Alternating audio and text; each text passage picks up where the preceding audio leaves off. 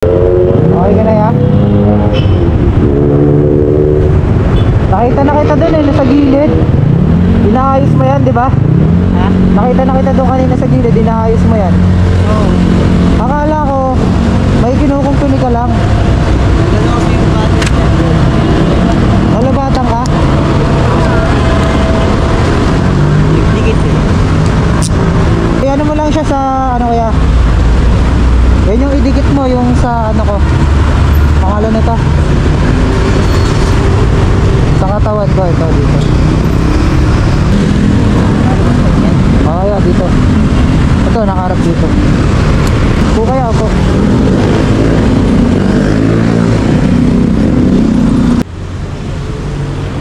Pumupugak-pugak na siya, ganon.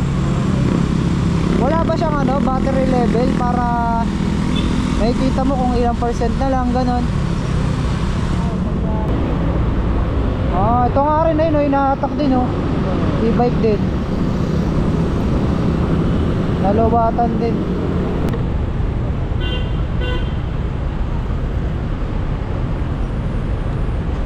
Ano lang yan.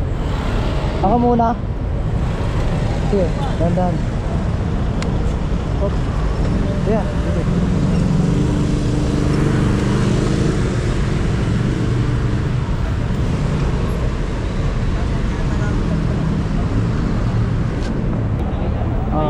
Kanina pa kita nakita doon, nakala ko may pasahero pa ako binaba doon na call center. Tapos nakita doon sa gilid ng poste, di ba?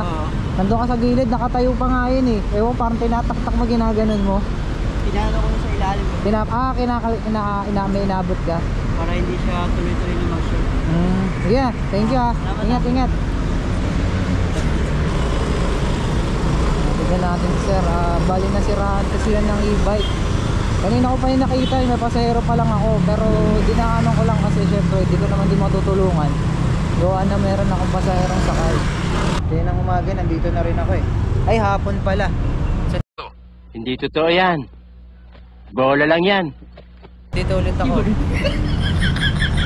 Sa may ano, Baliwag ano ko ba? Baliwag terminal. Sa Baliwag terminal pala ako. Yan sa EDSA. Wait na lang tayo dito ulit ng booking.